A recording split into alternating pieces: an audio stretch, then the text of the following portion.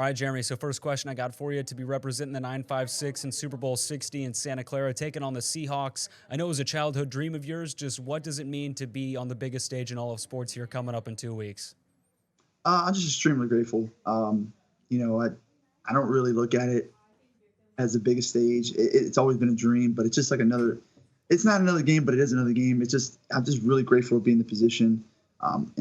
In this job, to me, it's like a week to week basis for us.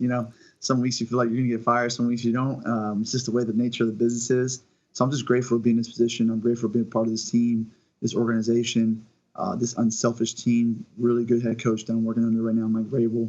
Learned so much in this past year, and I'm just grateful. Again, I can't say it enough. I'll probably say it 5 more million times, but I'm very grateful, to be honest. And I know we talked about it yesterday. I mean, you said it was a childhood dream, either to play in it or to coach in it. Was there a particular moment in this season when you knew you guys had something special in that locker room? Um, Man, there's just so many moments that I could go back throughout the season of our guys just believing in the identity, believing in what Coach Vrabel was preaching, and it took wins to stack on wins to start truly believing. I can't pinpoint one. There's just so many that I can just look back at on the road, the road wins that we had this year that just kept us believing and inspiring us to be better and play for each other. And it's just kind of grown and manifested into what it is now. And we've had to grind out some wins late in the season. We had to grind out a win on Sunday in some nasty weather, but it was all worth it. And I just think we've been tested in so many ways, and that's why we're here. And that's why we've been battle tested on the road and at home, and we've gone through our ups and downs, and it's allowed us to get to where we are now. And obviously, you're the special teams coordinator, and special teams was huge in that second half in the AFC Championship game with Andy kicking, what was ultimately the go-ahead field goal there. To kind of explain it, obviously, special teams is what you do for the New England Patriots. How important is it, obviously, to be executing on all three phases of the game to get where you guys are right now, especially with special teams that sometimes, doesn't get the shine that offense or defense gets? And that's just the way I like it, man. We get one play to go out there and do our thing, one play perfection, like I like to call it. And we've made some big plays. And at the same time, throughout the whole season, even in the playoffs, our offense and our defense has helped us, stay off the field, or they've helped us when we maybe let them down. And it's just a collection at the end of the day. Sometimes we got to have the offense's back. Sometimes they got to have our back. Same thing with the defense. And I think in our phase, the field position matters so much in these tight football games, the three-point score games, the one possession games. It's just one play here and there, and you just don't know when that play is going to be. And that's what I try to stress to our guys, and from a philosophy standpoint, like whether you're a practice squad player or maybe you're Stephon Diggs and you're on the hands team, every single play on special teams could be the difference. And it's at some point throughout the year, it's helped us win games. We've also lost a couple of games, but it's all learning experience to kind of get to where we're at now. I'm just grateful, like I said, to be in the position that I am, to be able to coach that phase of it, and I'm hoping that we continue to do some good things and help this team win the game and put our offensive defense in good field position. And you kind of talked about it already. I mean, special teams is so huge. We saw that in the Rams-Seahawks NFC Championship game, that muffed punt right there that ended up, maybe costing the Rams a trip to the Super Bowl here. But kind of switching gears a little bit here, talking about your time, growing up in the Valley, you went to UTEP to play 4 years as an inside linebacker, was a team captain your senior year. Was there a moment in your playing career when you realized like coaching was that next step for you? Yeah, when I wasn't able to play past college. So when I was done playing college football and didn't get the opportunity to play in the NFL, I just didn't know. I kind of knew a couple of things I wanted to do outside of football, but I didn't want to leave the sport yet. So by the grace of God, the head coach at UTEP at the time kept me on staff to be a GA.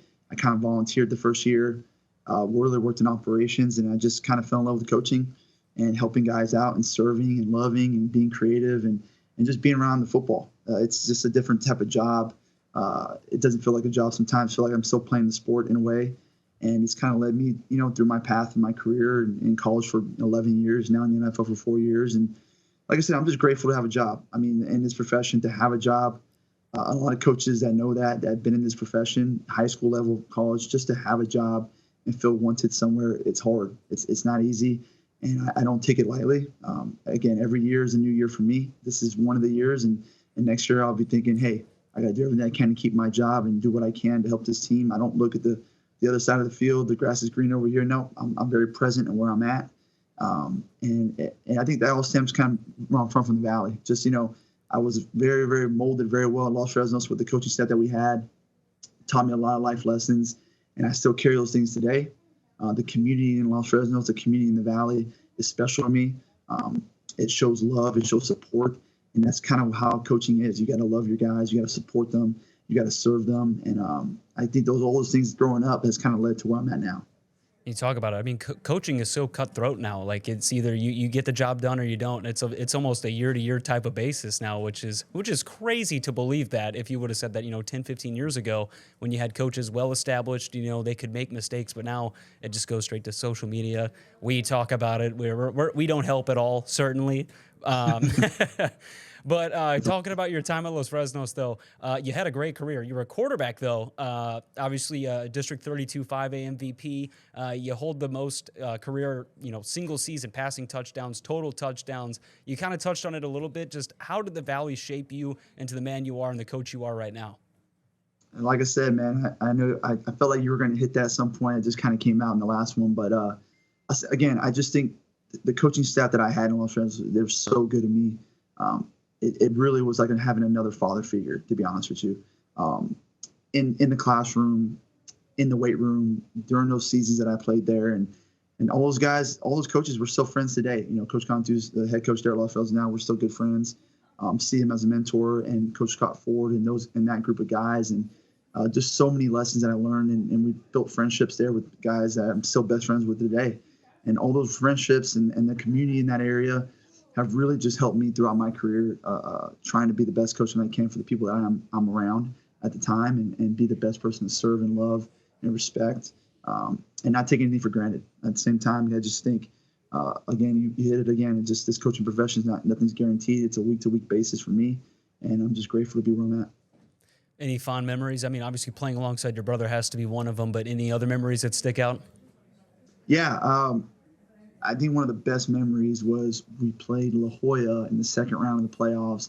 It was during Thanksgiving, and it was on Thanksgiving Day. I believe it was Thanksgiving Day that we drove, to our stadium, and people were camping out to buy tickets.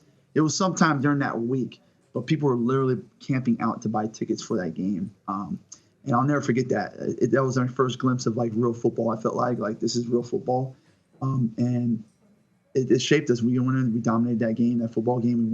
We won single-handedly, pretty good, and we all played a great game. It just was a good feeling. That locker room, I'll never forget that feeling. And I've had a lot of moments since then. Those same type of feelings this past weekend in Denver. After winning that game, I had a very similar feeling to that feeling. It's just like a very, very satisfied.